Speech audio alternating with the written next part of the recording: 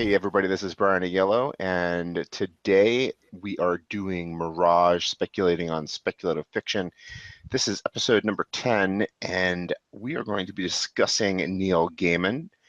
Joining me is the fantastic Chris Herron by way of Talltale TV, the YouTube sensation. You have just recently done your 50th, 51st, and 52nd episodes. Is that correct? Yeah, there might be a 53 in there. I'm not sure. I'd have to look. Well, congratulations about that, man. That's fantastic. Thank you. And your wife is producing a novel on your YouTube channel. Yeah, it wasn't planned. It was going to be a short story, but turned into a novel, so that works. That's wonderful, man. That's fantastic work. I mean, you're doing good by pretty much everybody that you've had on your channel so far, and that's wonderful. Has Neil Gaiman contacted you to have any of his work thrown up on your channel yet? He does most of his own stuff, so no. I heard his voice on YouTube. I actually think he might be able to read his own stuff with no problem whatsoever. Yeah, he does a really good job. Have you did you read his stuff, or did you do the audiobook versions? I remember talking with you last time. You did the audiobook. What did you read? Yep. Or what did you have read to you? I got through Neverwhere.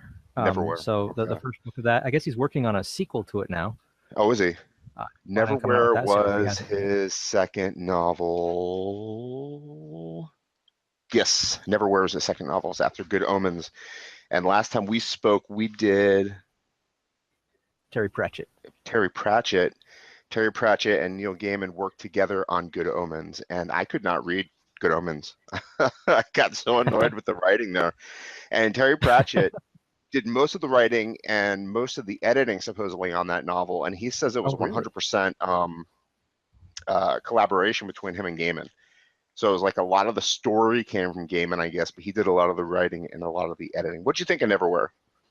Neverwhere was pretty cool. I actually really dug it. I saw the TV show years ago, and so that's why I went for that one. Is I kind of knew that I liked the story already. I've actually tried reading the book several times, and I would always get like 2 chapters in, and then I just put it down. You know, so that's interesting.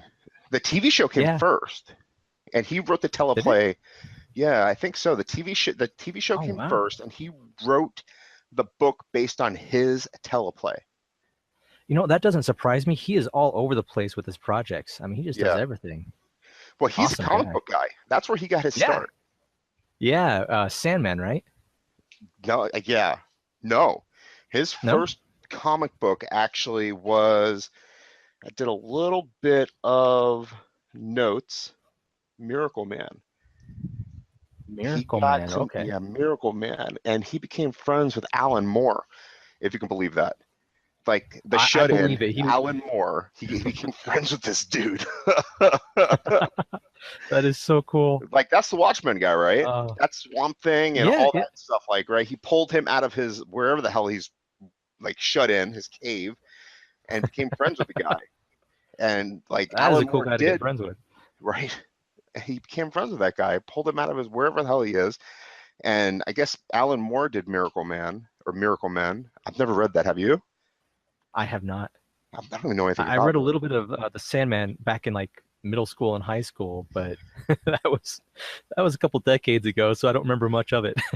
Well, that's kind of like what's it called, mythology, right? I think so, if I remember right. So I don't remember it very well because mostly I was into the artwork, but Are you an artist yourself? You draw. I know your wife draws. Yeah, I actually went to college for art. Oh, that's right. It's been a while since I've had you on Origin. Yeah. I need to have you back on Origin. What's that? We'll have to set up something. Yeah, man, you've had your 50th. Let's see. I'm looking up Miracle Man just because I'm interested in what is this all about.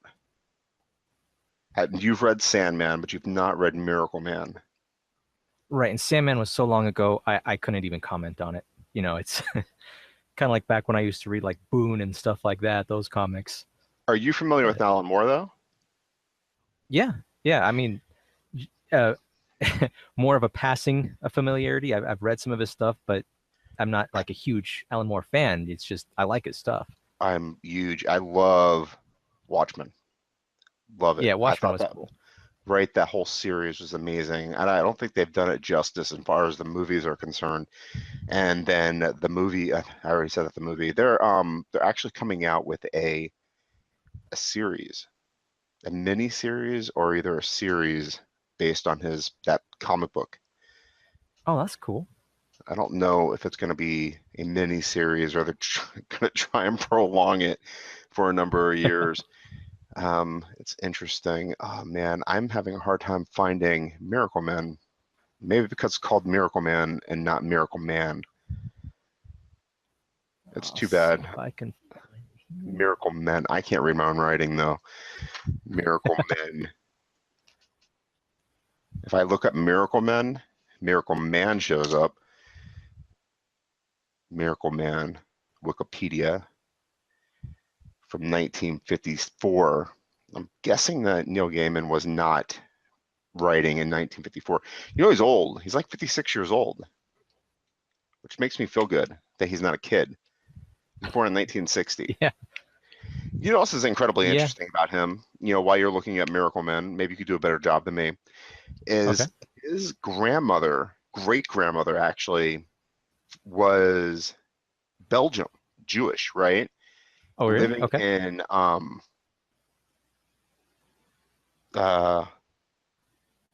blah, wrote it down, Antwerp, right?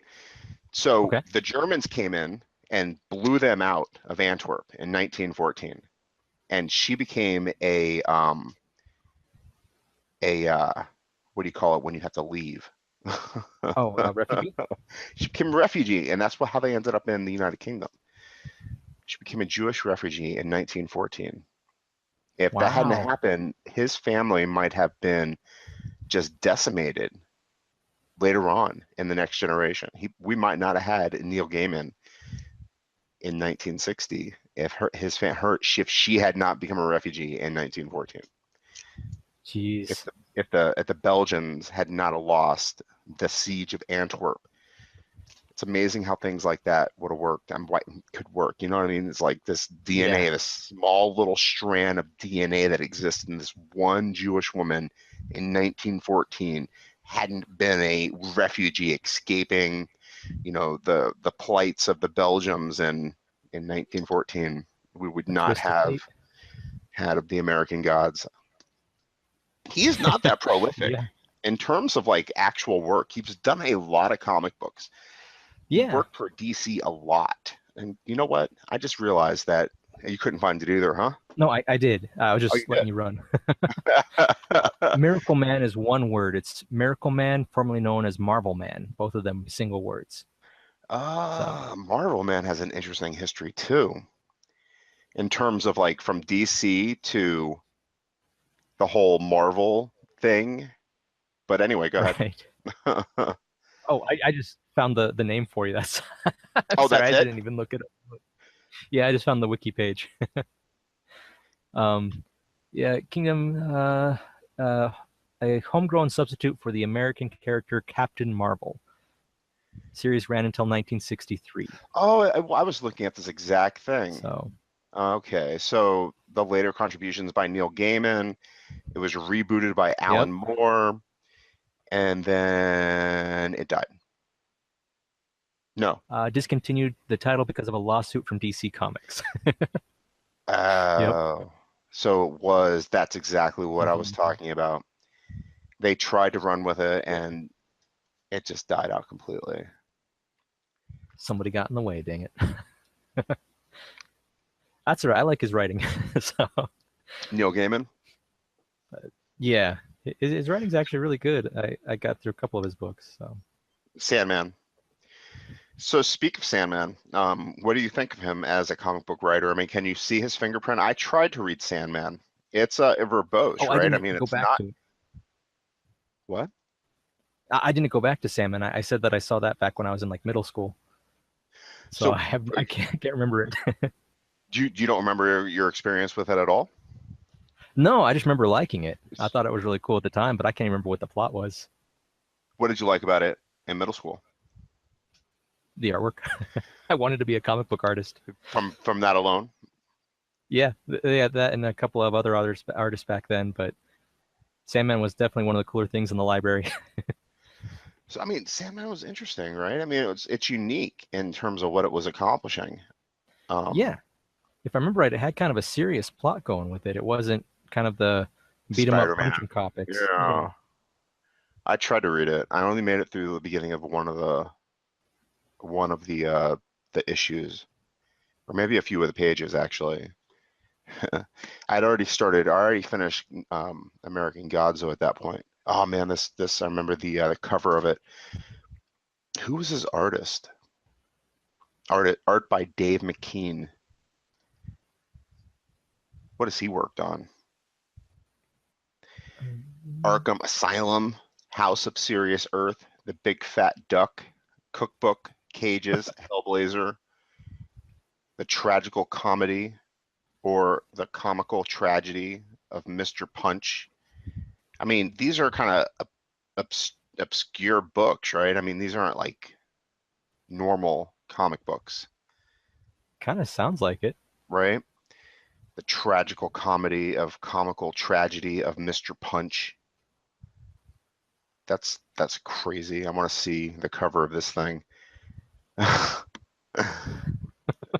it's it's the weirdest comic.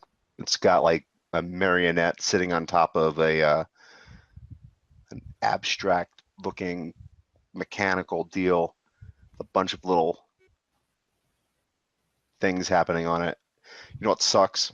Trying to do a timer and I forgot to start one. Let's start it now. There you go. Sounds good. All right. So this artist and Neil Gaiman are doing Sandman. And Sandman might be actually turned into a series too. The British love to make their novelists into TV people, which is crazy. I don't blame them. Our novelists in the movies people, I Stephen prefer King. TV series. Have you seen it yet? Speaking of I've not. novelists in the Yeah, I'm not a huge Stephen King fan. I mean, some of his stuff was okay. I read a little bit of the Dark Towers stuff, but I've heard they for the ruined most that. part. Oh, the movie? I didn't even go and see that. I saw the reviews flop, and I just said no. I'm a big fan of that series too. I read most of it. I was like 2 books away from finishing it, and the second to last one just kind of ruined it for me. It was like a backstory of his youth.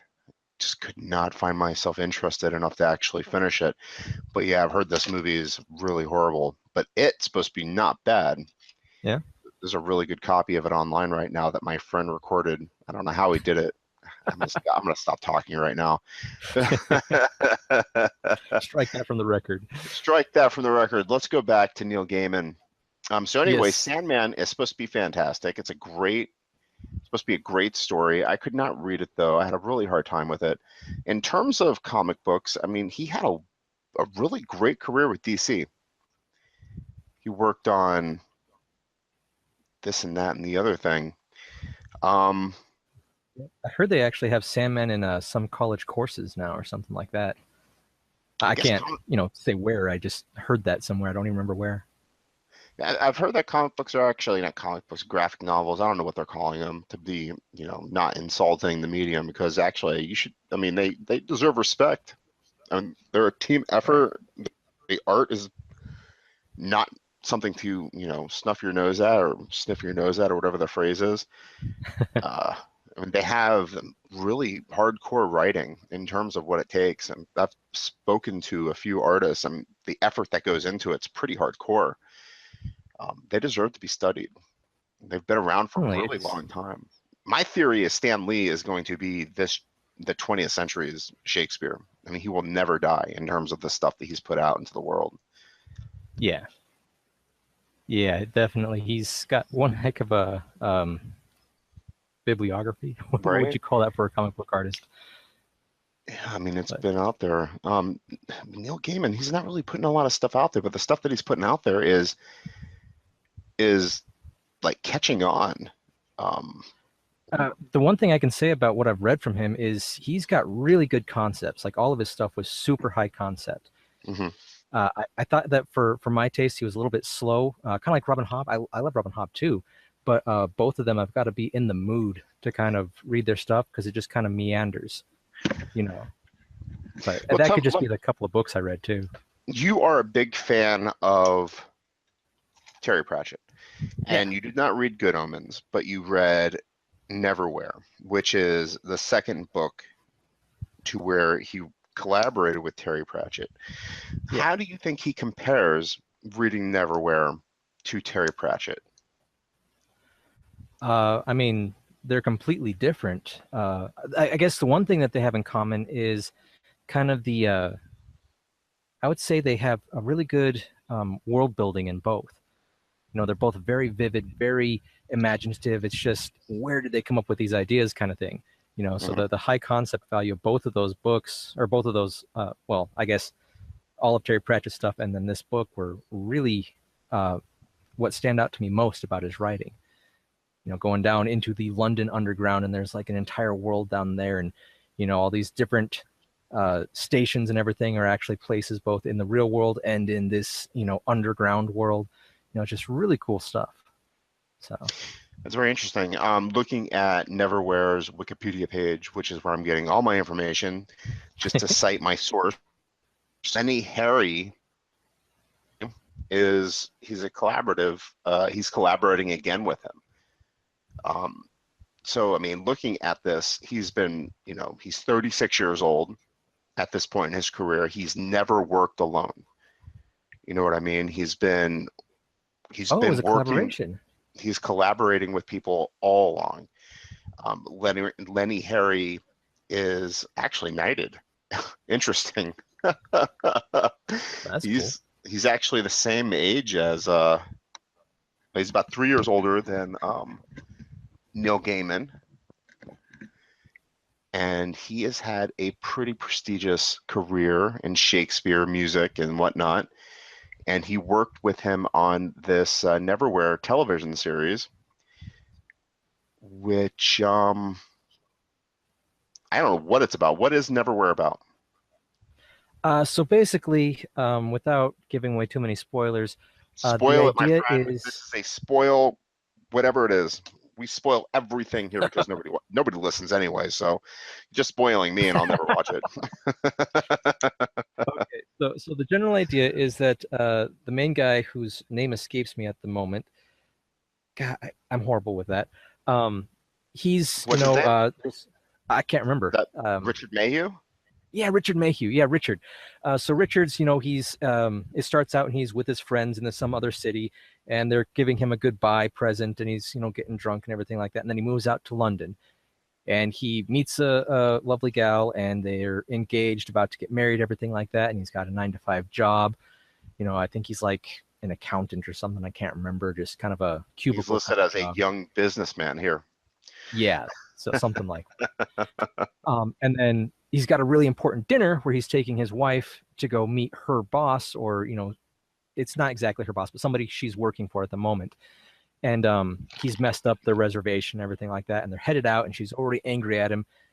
And he comes across this little girl who's laying on the street, covered, you know, dressed in rags and covered in blood. And he's like, I got to She's got take a care of her. fantastic name. Her name is Dor, D Door. O And O R. it's a very deep name for the character. And so he basically, you know, picks her up, and the wife's like, you know, Joe, just leave her. You know, somebody else will be along, and just can barely notice that she's even there, which goes into the story. But he says, no, I'm going to go take care of her. And she says, if you take off, I'm going to, you know, cut off our engagement, everything like that. He takes her anyways, goes and takes care of her. And then you find out that she's basically from the London Underground. And you get this from her perspective. It kind of puts some stuff out of line. You get back and forth between the two. But she's running from these two guys, Mr. Krupp,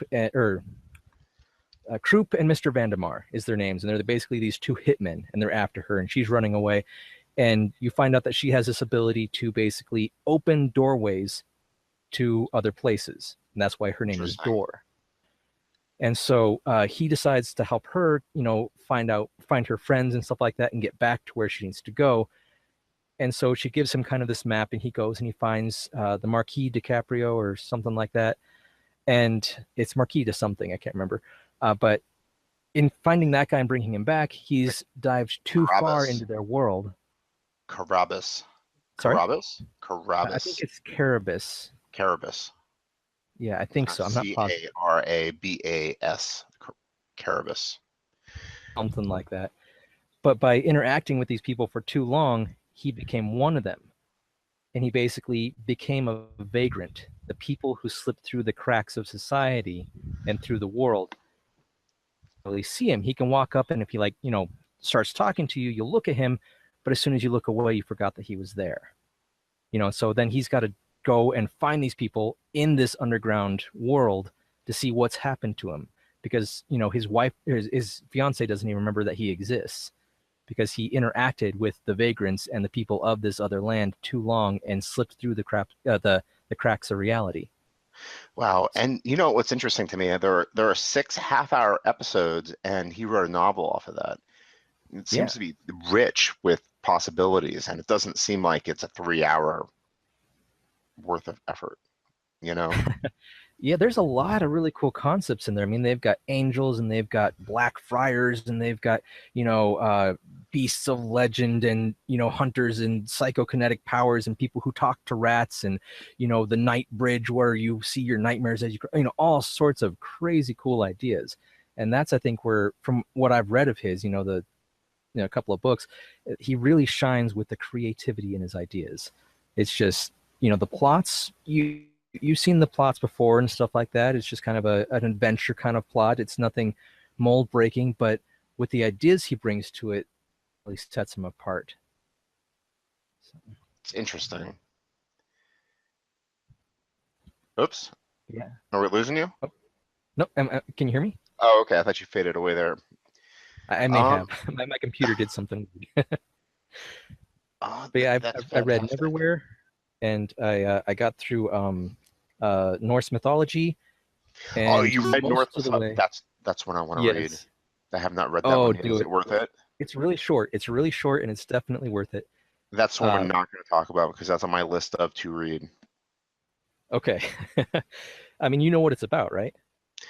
Well, I mean, I think it's my mind, in my imagination, is just a hodgepodge of Norse mythology. So you're not going to tell me anything.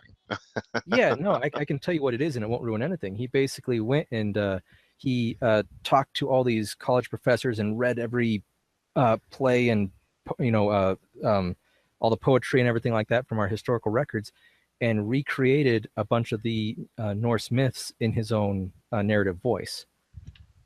So it's really cool. Definitely check that one out. What makes him so compelling? I mean, I read American Gods, and I found it incredibly interesting. And, looking at his Stardust was his 3rd novel, and that's the first novel that he actually wrote on his own. And he did Stardust. He did Stardust. Oh, Stardust. I saw the movie, didn't I? Let me go back. Yeah, I saw the movie. Stardust was with De Niro, right? He played the captain of the... Yes, he played the skyship captain. And they I didn't realize that was a Gaiman book originally, honestly. They destroyed that movie. That movie was horrible. I actually liked it. Did you really? I thought it was a little bit canned, but I liked it for what it was, and I thought the concepts were really cool. I went into it thinking it was a kid's movie, so that's probably why I enjoyed it. I went into it waiting for another movie to start. I don't know what I was waiting to see, but I was like, it was a really cold, rainy New York day, and I had nothing better to do, so I went to a bunch of movies. And that was one of the ones I just went to because I was waiting for something else to start. Oh man, where is it? Gotcha. Bibliography. I saw it on Netflix. Did you? Okay. Yeah. Novels, children's books. Okay, here you are. Novels. Stardust. Okay. Stardust is a novel. Different tone. It does have a different tone though, huh? It is a piece of speculative fiction, right? Yeah. It's more of a children's novel, kind of in a way. That's kind of the effect that I got from it, and I actually like those really lighthearted kind of adventures. So Now you did read this, or you just saw the movie? I just saw the movie. So, but now Yeah, that I know it's one of his books, I might go check it out. and I think the movie is kind of forgettable in a way for me. I don't really remember what the plot is all the way through it. I know I saw it from beginning to end. Yeah, it's definitely nowhere close to my top 10, probably not even my top 100, but I remember enjoying it, but yeah. But after this, which we both agree is not something that Uh, we will put in a list of recommended to anybody for that matter, he did a book which I would recommend to anybody right away, American Gods, okay. which is a series on Yeah. Stars, which is fantastic. If you haven't seen it, would totally recommend you go out immediately and watch it. I think Okay. as far as television series go, um, that have attempted to adapt the book, they've done a magnificent job doing it, page by page almost. It seems like they're pulling it directly from the novel. The novel itself Nice. feels like a first novel. The novel feels like a guy is really pouring words onto page without any worry whatsoever, without even an idea of what Yeah. he's doing really. I mean, he's taking all these gods from mythology and pouring them into an America that he has, he's exploring himself. And that's what he says he did. Yeah. He is a British man kind of just exploring America. And it's just a brilliant book. It's so beautiful. It's so wonderful. And I read it and then explored his kind of making of. And he said, he'd go to these various places and just kind of camp there for a while, talking to people and writing.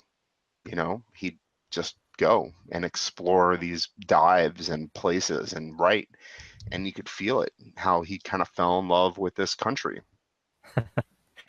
Yeah, I could definitely tell that he found some of our stuff a little bit odd, like the roadside attractions. Oh,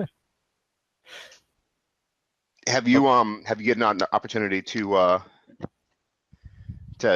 explore any of the American Gods television series or anything like that? I haven't seen the television series, but I'm probably 2/3 the way through the book, I think. Oh, fantastic. So yeah, yeah, Yeah. I'm definitely enjoying it. I just didn't have quite enough time.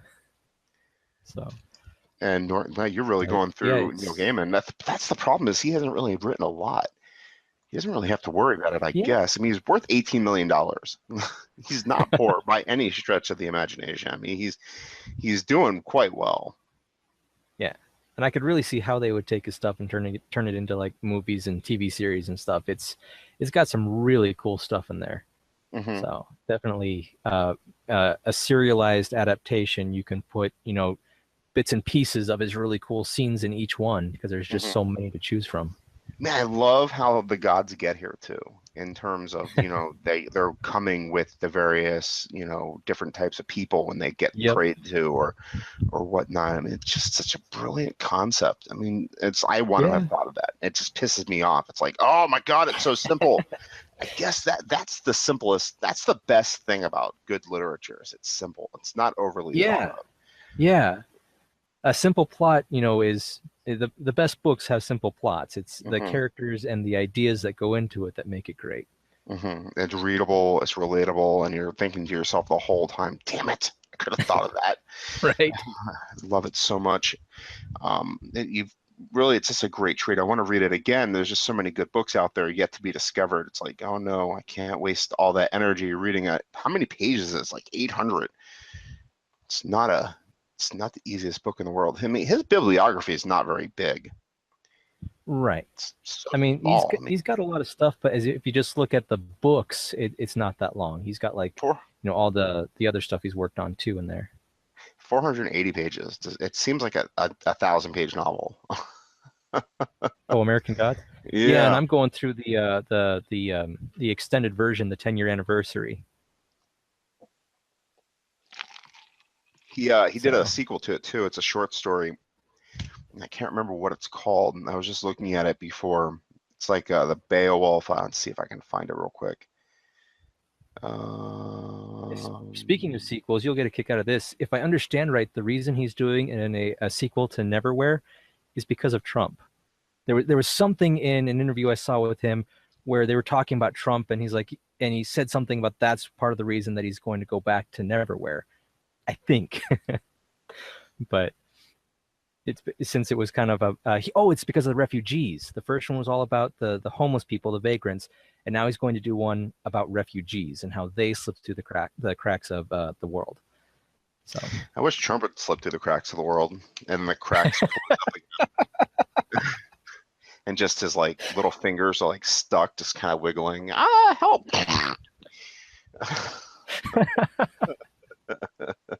Oh, it's not even funny. Just thinking about him makes me like hurt. Well, the one good thing that'll come out of it is we get at least one piece of good fiction. So maybe.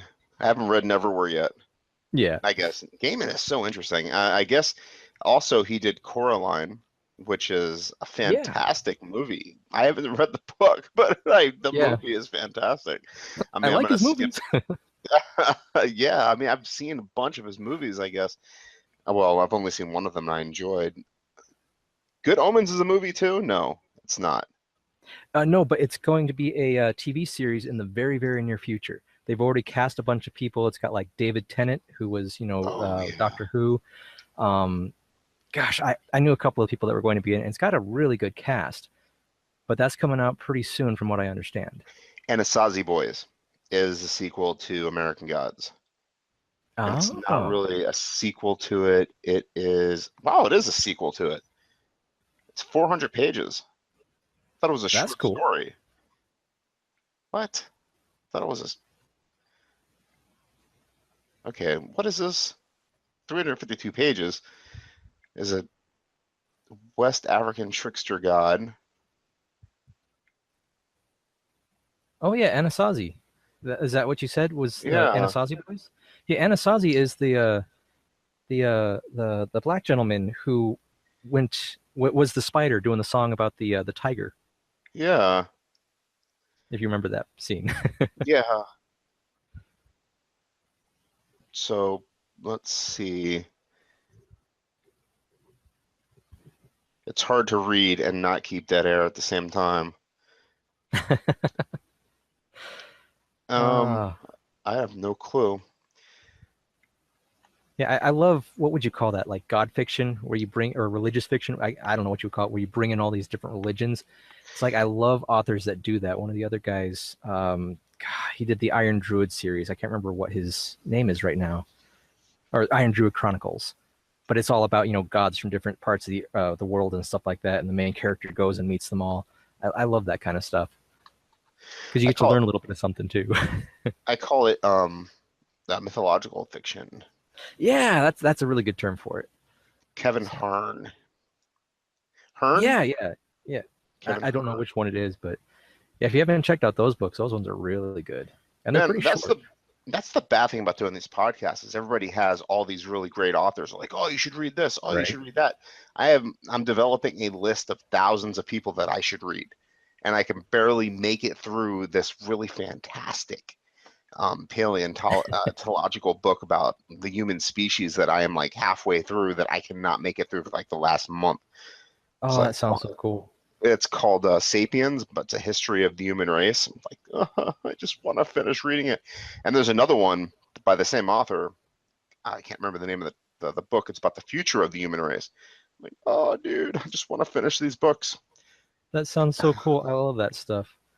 Yeah, we're actually going to go down next weekend to get a year pass to the Natural History Museum down in Denver. Oh yeah. Yeah, we're definitely nerds, so we love that stuff. Well, my wife dinosaur bones and stuff. Well, yeah, I wanna go to Colorado so bad. You have a lot of really cool natural history spots that would be neat to check out. The dinosaur bones in the south. And then there's the cliff dwellings too. Neither one of those are those ones. Oh, really? Yeah, I didn't know we had cliff dwellings here. That's news to me. I've been here since I was 7. Neither one of those are enough to convince my wife to go to Colorado, though. She's afraid. Wait, is that Mesa Verde? Let's see. I could look that up real quick too. Oh, it doesn't matter. But yeah, and we just found a more dinosaur bones in Thornton, which is like 20 minutes away from me. They found like an almost perfectly preserved Triceratops skull. And then they started digging and they found more and more and more. They were just, I think it wasn't a parking garage. It was some sort of structure they were going to build. And one of the crew members, halted construction and said, we found something, brought in the scientists, and they put a 10-year ban on the area for any more construction while they dig up all the dinosaurs.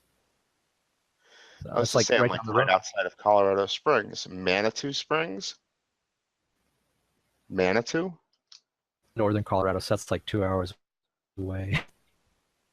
Manitou. I don't know. It looks cool as hell though. I don't know. My wife's afraid of any place that people carry guns. Desperately afraid. Any place that what? Carries guns. Oh, carries guns. Colorado's not that bad. But I say Well, I that, don't but then know. we had the Arvada shooting a couple years ago. Yeah. Oh, and Arvada, Columbine. That's right. Columbine, and then there was the theater shooting too, and like, I don't know. New York's not much better, but at least like we had a guy that tried to drive through the Holland Tunnel, and I don't know what he was thinking like he was gonna break out some girl from a crack house or something. He had some kind of messed up thinking, and he had his truck loaded down with weapons, and they caught him. They caught him at the tunnel. They pulled him over and said, "What are you doing, sir?" He said, "What? I'm just driving through." And they pulled a blanket off of his back seat, and he had all these weapons and guns and ammo. They pulled him into jail, and he's in prison now because of it. I guess they can tell. They have Wow. some kind of camera or something. I guess they could tell that you have guns or something in your car. We like it that they can tell that people have guns in their car. That's crazy. Yeah, I wouldn't mind moving to Canada.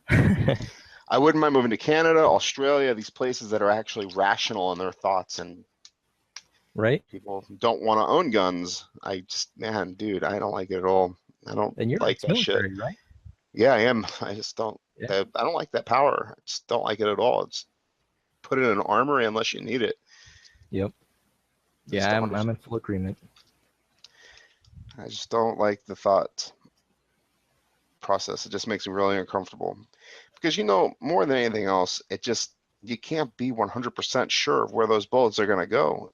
Now you might have the most rational thought process in the world. I'm going to defend myself and my family, but at the Yep. same time, you're endangering so many people who are just as innocent as your family, and I'm just not happy with it.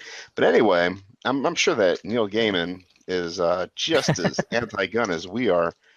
And Yeah, he posted a couple things on Twitter about it. oh, really? What did he say? Yeah.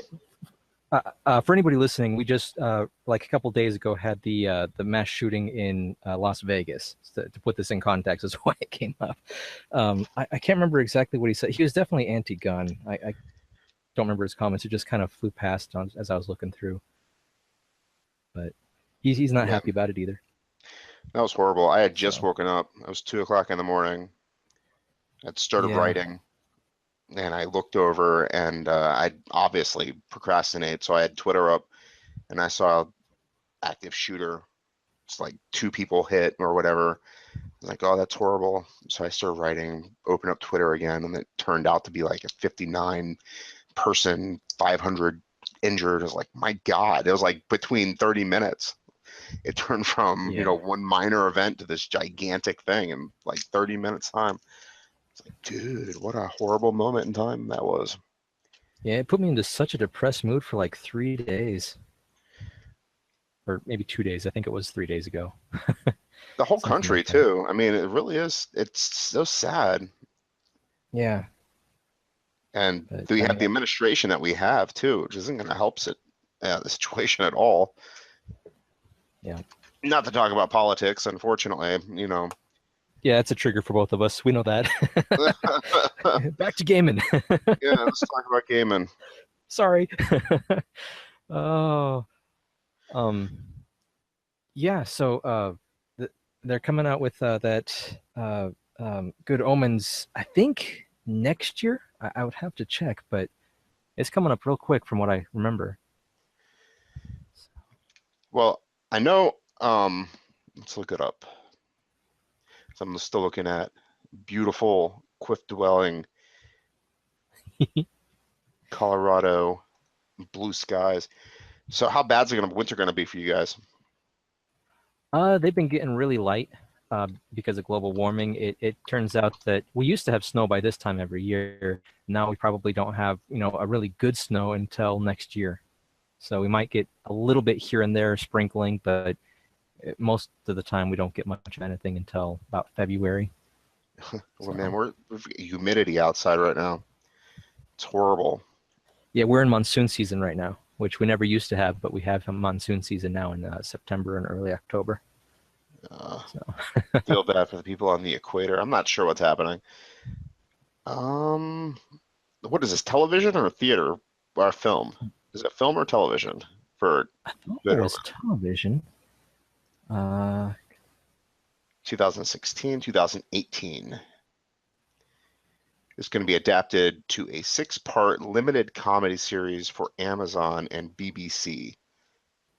Gaiman will serve as showrunner. Michael Sheen and David Tennant were announced as having been cast in the lead roles. Who is Michael Sheen? Michael Sheen. He is OBE, Order of the British Empire. He is the guy who keeps getting cast as the prime minister during Bush's I don't know. Yeah, he's very familiar. Yeah, I've seen him in some stuff. I just can't think of it at the moment. I've seen him in some stuff. I'm looking at his Wikipedia page. Frost Nixon guy. He's always the prime minister guy. Okay. The Queen. He's always the prime minister. He's various incarnations of prime minister. Anyway, he was in Underworld. That's what I recognize him from. Okay. Underworld. That's the werewolf movie, vampire werewolf movie. Yeah, yeah. I think I saw the first one. Then they got progressively worse, right? Yeah. Yeah. Did that same woman stay in every single one of them? I believe so. What's her name? God. You're asking the wrong guy. I am so bad with names. Michael Sheen, David Tennant are announced as having been cast in the lead roles of the forthcoming miniseries. So that's cool. Yeah, I like David Tennant. He was in Jessica Jones as Mr. Purple. Or not Mr. Purple, was it Mr. Purple? No, it was Man, I'm asking you all these really hard questions. No, it was had such a cool name. What was his name in that? Any other day I'd be able to tell you right off the top of my head. I'll look it up. Let's see.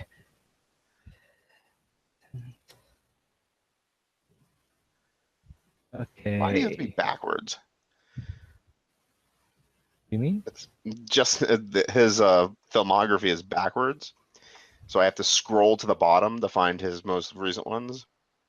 Kilgrave. Yes, Kilgrave. I love that name. But it was not Kilgrave really though. Cool Wasn't it Mr. Purple or something like that in the comic books? Something purple though, I thought. Maybe. I don't know. Purple Man. That's what it is. Okay, looking at the comic book picture, yeah, the guy is actually purple. Purple Man. Kilgrave. Most people recognize him as Doctor Who. Yeah. Yeah. I do. He was one of my favorite doctors, actually. Yeah. Him yeah. and his companion. Oh, Rose Tyler? Yes. Yeah. She was the best. But then again, she was in that the Call Girl show right afterward. Oh, yeah. I vaguely remember that. I've seen her in a couple of things, most of them British TV, I think, but... Well, she is British. Yeah, obviously. Yeah, I haven't seen the last season of that, but I think she wasn't in it. I think somebody replaced her. I think she was in 2 seasons, and then the 3rd season somebody replaced. Oh, you mean the? I I meant haven't Doctor Who. seen Doctor Who. I haven't seen the few episodes of the guy who replaced Tennant, and I haven't seen Oh, any Matt of the Smith. new Doctor. Yeah, Yeah, Matt Smith was my favorite Doctor, really? closely followed by David Tennant. Yeah, Matt Smith. He kind of reminded me of the Doctor Who with the long scarves. He kind of had that kind of personality where he was kind of plucky. But I like Tom Baker was my favorite of all time. He was my first, and then David Tennant. Matt Smith was good. I haven't seen the last like 4 or 5 episodes of his, and then the new guy, I haven't seen any of him. yeah, I wasn't a big fan. Me and my wife both stopped watching when he came on. We gave What it a was? couple of episodes and never continued. Really, my wife is excited about him, but then she stopped begging to watch any of his episodes, so maybe he wasn't as good. I don't know.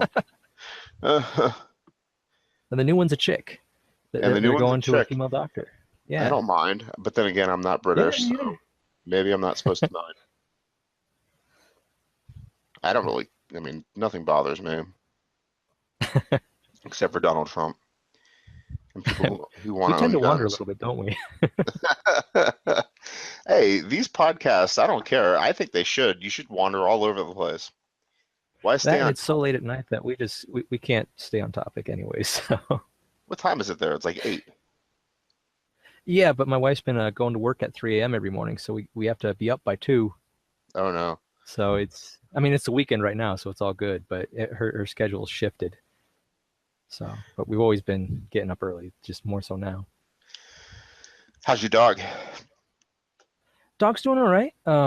So we still take her out in her little cart because she's got, no movement in her back legs. Is that arthritis? But no, it's a degenerative myelopathy. It's kind of like ALS or Lou Gehrig's disease in dogs, Oh, that's but horrible. purebred corgis, I guess, get it a lot. So, but yeah, I designed and built that thing out of copper pipe, and she absolutely loves it. We just drag her along. So, Any progression on mine? progression on yours? You're going to make me one so I don't have to move. So I could Oh, gotcha. just sit Well, there. I've got some training wheels. I can slap them onto something. It's not gonna work. No, I want no effort. I just want one of those things, at Costco, you just jump in it and One of those Dr. Evil chairs where it's got the remote. yeah, I want one of those Stephen Hawkins chairs, just blow into the tube. Uh, All right, I went from joke to inappropriate in less than 3 seconds. yeah, man, I'm a nerd. That's one of my heroes. Well, I'm not making fun of his diseases. I'm trying to make fun of my own laziness. Oh no, I know. You're good. And I'm so bad today. I'm looking at this horrible story of the journalist that was murdered in Denmark. I don't know if you've heard the story. She was murdered by that Peter Madsen guy, Kim Wall. Wow, I did not hear that. No, it's a really just disgusting story. He's in prison right now and he's denying everything. But anyway, I was reading through the story and I got to the submarine. I'm like, I wonder if like what the submarine's all about. So I started researching the submarine. It's like, how big is this thing? Could you live on it? How did you murder somebody in a submarine? This thing is so tiny. Yeah, they're like tuna cans. 6 feet by 7 inches. I mean, how could you murder somebody and like cut them up into tiny pieces on a submarine that is 2 meters by 6 feet by 7 inches? Oh no, it's 50 I feet. can't imagine living on those. 58 feet by 3 inches. 58 feet. That's pretty That'd be big, like right? serving with, a crew of men in a bathroom stall, basically. Yeah, man. Thinking about being on a submarine as a full-time job for 6 months gives me the creeps. I couldn't imagine doing it. Yeah. I mean, Yeah, being I'm in the mildly Navy, claustrophobic.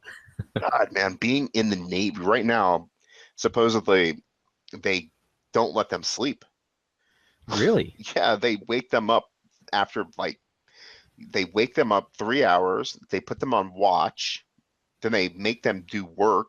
They let them eat. Then they make them do more work. Then they give them like a break, which they could sleep on, but there's no point.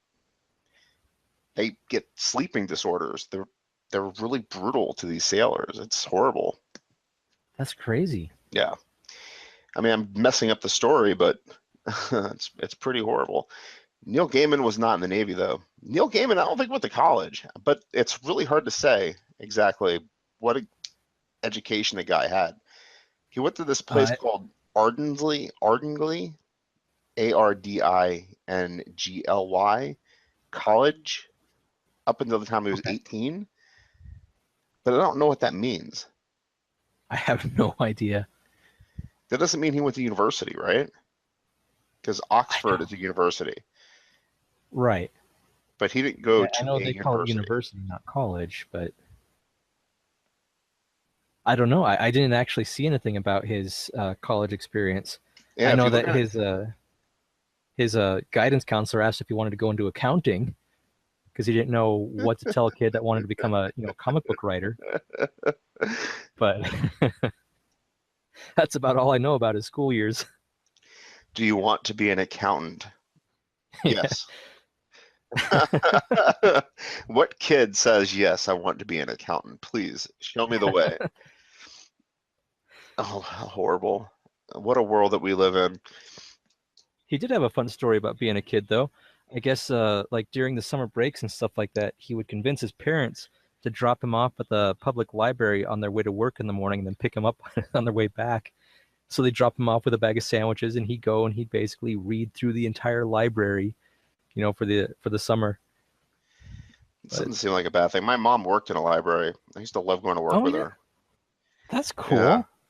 yeah. Didn't mind at all.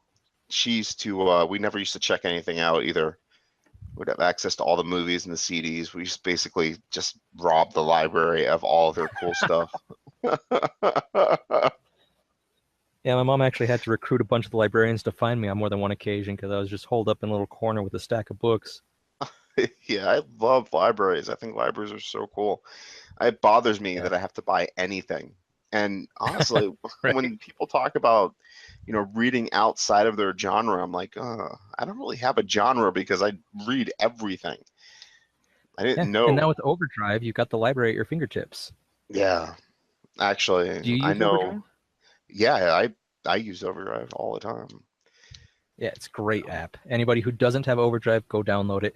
Put your library card in there, get stuff straight from your library Yep, on your phone. I totally recommend it. I download everything I read. I don't have any physical books anymore. I haven't actually. I did buy a physical book recently. Yeah, Yeah, I rebought Strunk and White's Elements of Style just because I wanted to refresh commas because I feel like I'm getting everything wrong. And it's not that I don't know the rules. I got bored reading it because I know the freaking rules. I'm just very, very lazy. yeah. We So, just bought a book. It was the Harry Potter and the Prisoner of Azkaban, the one that yeah, just came out. That was the illustrated. huh? Oh man, the illustrations are so cool in those. Have you seen those? No, Or are you a Harry Potter fan at all? I Or? am. Yeah, yeah. They're doing all the books, and it's like fully illustrated, almost every single page, almost every page. But they got in some amazing artists, or it might just be one guy. I'm not sure, but it's like $24, and I mean it's basically like buying an art book. That's like 300 pages or something like that. I am doing J.K. Rowling with an author Yeah, in probably November. I have not actually gotten a date set up with her yet, but she's one of nice. the authors I'm doing soon. I'm yeah, I like these Mirages. They're not bad. Authors don't mind doing them either. Just unfortunately, Origin seems to get a lot more views or a lot more clicks. I have no clue how the podcast does. YouTube, I actually know how many views I get, because it's like right in front of me. Uh-huh. That's where I upload the videos, or the MP4s. Who do When you I host put with? uh I post on my website. Oh, so you don't use like Libsyn or Blueberry or whatever it is? Mm-mm. I Gotcha. host on Yeah. my website, and then on Mirage, I host through Google does what's Google's. Google has their own. I'm not sure what it's called. Hold on, I'll tell you 1 second. It's called FeedBurner. Oh, FeedBurner. Yeah, yeah. That's who I host Mirage through. So I don't even. I mean, I guess they tell me. Let's see. Well, I'm going to I be have, starting up a podcast here soon, so when I do, I'll if I can figure it out, I'll let you know how. it says I have 26 subscribers, but I think that's bull poo. Well, I know I'm one of them. So, On feed, on which who do not you on subs? FeedBurner.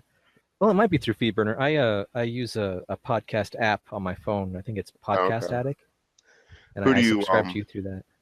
through Mirage or through Origin, or for I both of them? think for both. Yeah, I have no I clue think how I that do. works. I'll have to double check.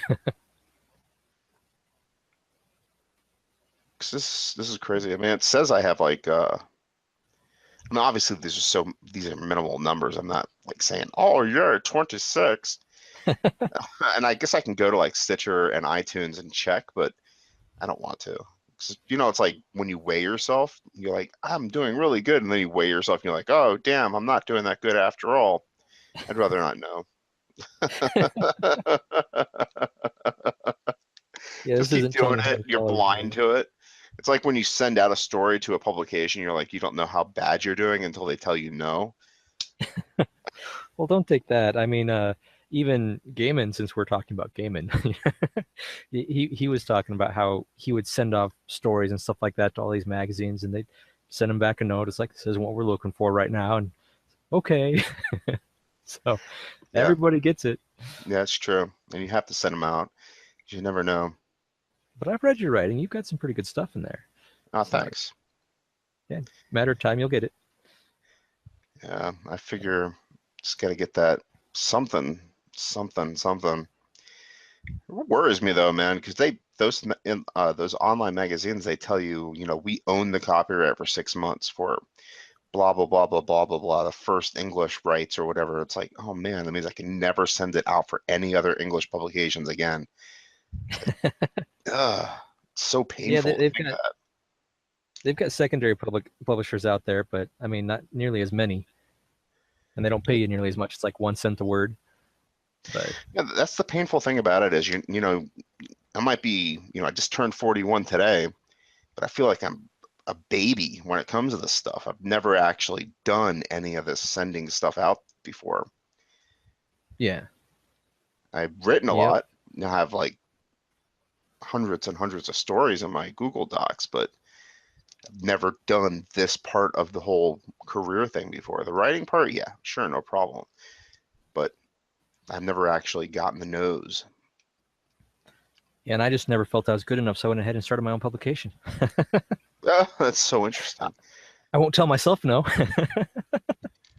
But why does that happen? I mean, why not reach? I mean, I guess I was in your shoes. I know why it happens. I mean, you don't want to get the nose. You want to stay in your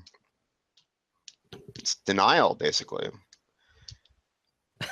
Whether I was it's just you joking. think I you're never not had good enough, or aspirations. you think, what is it? No, no, I was just joking. I've never had aspirations to actually be a writer. I just do it for fun. I never wanted to do it as a career. So I like helping other people do it. Hmm. I mean, does you said your best friend is a writer, Yeah. Yep. And obviously my uh, wife. and your wife So too. Do you feel comfortable talking about their careers? sure. I mean, neither one has really done much professionally yet. My wife really is just starting out with my stuff. She's always done it just for fun as well. She never wanted to be professional, but now she's thinking she might try to do some stuff to publish. But my friend, and he's also my coworker, so we get to talk about his stories for 5 days. He Oop, I think you're breaking up on me. always changed stuff. Oh, Oop, there, you okay. think you're back. I'm back. Okay, sorry about that. No problem. Uh, but yeah, my friend at work, he's been writing constantly for like, over 12 years or something like that. And he's read all the books on writing and whatnot. And he's submitting to like the Writers of the Future. He really wants to win that, and that's why he hasn't published any books. Oh, is Because that if the he does, Scientology contest? yeah, yes, the You Ron know, Hubbard or whatever. speaking of that, and just to go back to Neil Gaiman, he grew up as a Scientologist. Really? Yeah, and he Oh my said growing goodness. up, if he was asked about his religion, he always replied with a very confused response because he would say he was a Jewish Scientologist. Wow. Yeah, Okay. I did not know that. That's crazy. Uh, I've replied to but them. Does he get feedback back from them? yeah, Back. he's actually got a couple of honorable mentions. He's hasn't placed yet, obviously, because once you do, I don't think you can go beyond that. Well, I could be wrong, but he hasn't placed, but he's definitely trying. He submits all the time.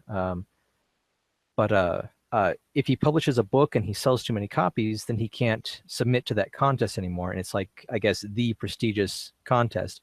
If you place well in that contest, you're basically almost guaranteed a career, is what they kind of say. So that's kind of his plan, is he's trying to do that. But he writes constantly. I mean, he's going to have stuff coming out on my channel starting next year. Does he have anything on your channel now? Not at the moment.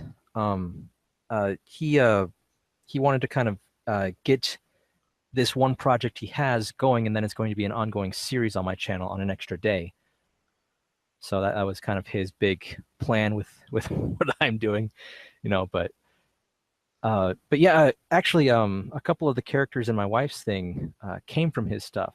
Attila and Brig is going to be showing up soon in her Monsters and Mushrooms Hmm. series. They both came from his universe, and so it's kind of a non-official homage kind of crossover thing going on, but it's not canon in his world or anything. She just felt like tossing them in there because one of them's based off of me, the other one's based off of him. So Well, I think you do good stuff, man. I mean, I you appreciate that. obviously are a magnet for writers, and I think ultimately it's about community. I Yeah, mean, what you're doing seems like a lot of other people are doing, like Clark's World, and I mean, I've been kind of exploring. I'm just, pulling stuff together with this podcast and other places where I'm just kind of looking and seeing what's happening. What yeah. you're doing just seems to be very familiar. I mean, the podcast that you're going to eventually put together, you're reading things, seems to be very familiar. What do you mean by familiar? Clark's World does a podcast too. They read the fiction they get. Really? Yeah, I did not know. I've been looking for more, and I've only found one other. That was Far-Fetched Fables. everybody So you does said, this. really? Asimov does it too.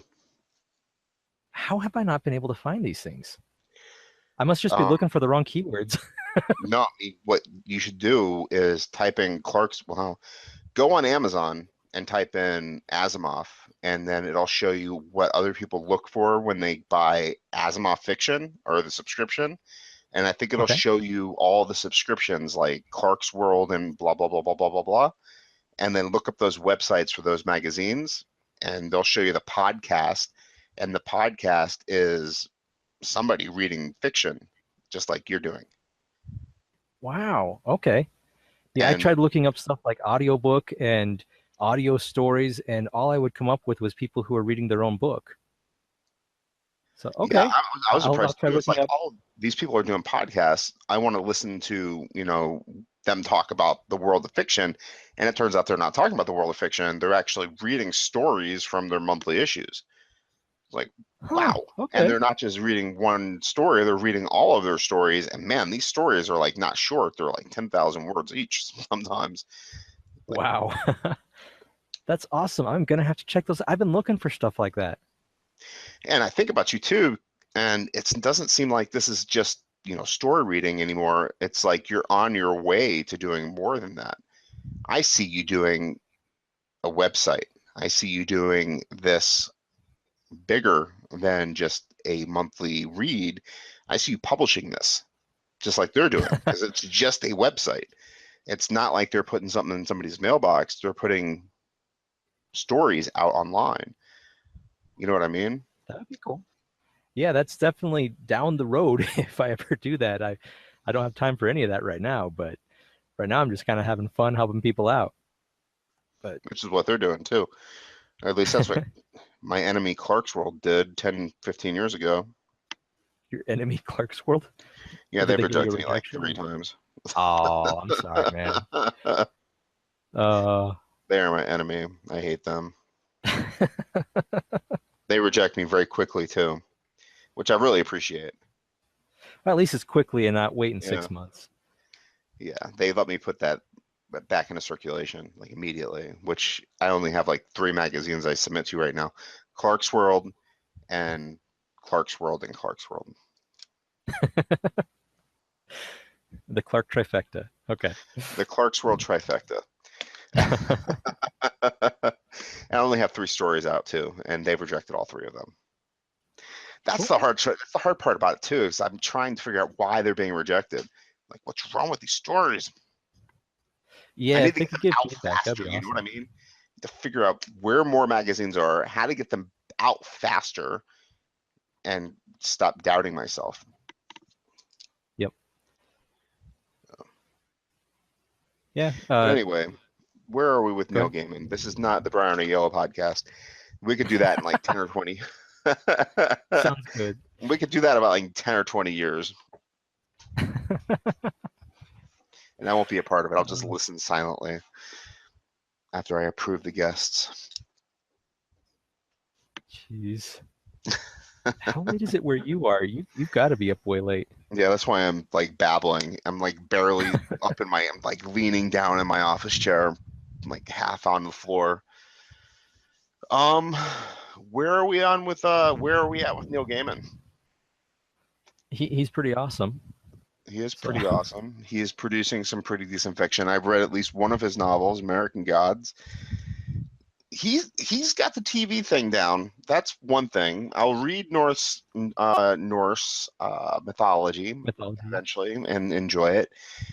But I think ultimately what he is a fantastic collaborator and world builder. And Caroline did an excellent thing too. I mean, he just really has a way of digging deep into a world and pulling out interesting things. And I think he'll continue doing that. Ultimately. Yeah, he actually was asked in an interview once where he gets his ideas, and like every author does. Yeah. And he kind of said, and I'm going to be paraphrasing and getting the story wrong, but he said, it's kind of one of those things where it's like you're sitting and for whatever reason you're thinking about werewolves and what would happen if a werewolf bit a goldfish, and that's where weird ideas come from, is you just let your mind kind of daydream and wander. And so that's his process, is he just daydreams a lot and thinks about goldfish and werewolves. So, what the hell would happen if a werewolf bit a goldfish? well, you probably get a wolffish. Or half a fish. That was where my mind went immediately. Probably would just get half a fish. That was a bad pun because a wolffish is a thing. So is it really? Is it? Yeah. Yep. It doesn't look like a wolf or anything like that, but no, it's just a fish. It's a real fish. Yeah. Yep. At least I believe so. I don't know. I could be wrong. It's late. I mean, he's probably not going to put it. I mean, what does he do? He must work his little. I mean, how do you show run and write fiction at the same time? It must be easy, right? Well, he has a process. Basically, he disappears for weeks at a time. He will go and he'll like rent a cottage, or he'll rent a hotel room for like 3 to 4 weeks or something like that. Cut off all ties to the internet and whatnot, and he'll write by hand. And he'll use a different color pen each day, so he can look back and it's like, oh, well, this day when I was using a green pen, I got 10 pages, huzzah. This day I was using a red pen, I only got 2, But he just cuts himself off from everybody and goes and does his thing and tries to kick everything out at once. So it I would be couldn't nice to do be the able pen to, thing. but yeah, me Definitely could either. not write. Yeah, there's no Carpal way I'd be tunnel. writing with a pen. Yeah, carpal tunnel, that would hurt. My wife would not let me disappear. Not happening. So that's not going to work. Yeah. um, Yep.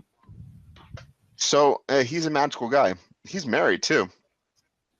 Yeah, and I think he's got at least 1 kid. Let me find out. My wife says he's married to an unbelievably attractive woman. This conversation has led me away from his Wikipedia page like 8 times. He is married twice. Mary Ah, McGrath. He divorced her in 2007, and now he's married to Amanda Palmer. Oh God, that is not. No, do not look her up. don't look her up. Amanda fucking Palmer. She is sometimes known as Amanda fucking Palmer. She's an American singer-songwriter. She's 41 years old. Yeah, go ahead and look her up. Oh, I think I've seen her before. She looks familiar. I don't know, maybe not. But yeah, I knew he was married to a rock star. Is she a rock star?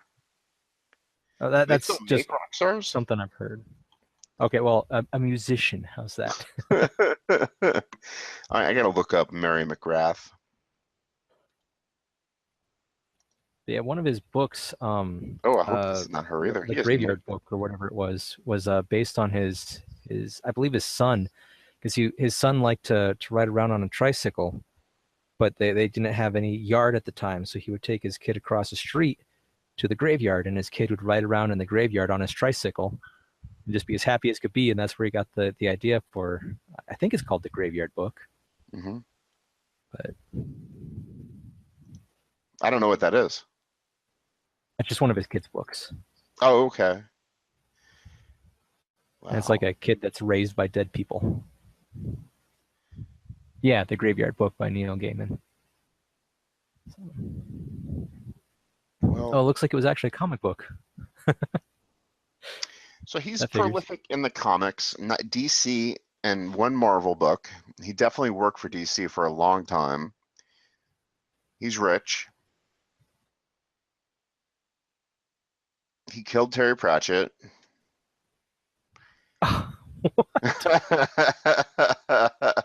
Oh man. Okay, he didn't Uh, kill Terry Pratchett. He might have yeah, killed he's Terry Terry Pratchett. Pratchett's best friend. Destroyed Terry Pratchett's mind. That could be. That could be. He's a mind Friends tend to vampire. do that. And he's writing now. I think, basically I'm gonna have to edit the living crap out of this podcast and remove all of the horrible things I've said about everybody. um, Oh. but I think Neil Gaiman is magical in a bad way. I think he's a necromancer. Necromancer. If you've ever seen him in real life, run away. The Scientologist necromancer. I like it. Isn't one of you Scientologist now? It doesn't say. I can't see him being Scientologist. Well, even if he is a Scientologist necromancer, I won't hold it against him because the guy's awesome. Yeah, I agree.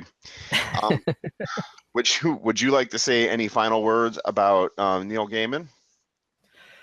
Uh, I think we've pretty much covered it. I definitely go read Norse mythology. It's a short book. Oh, is it short?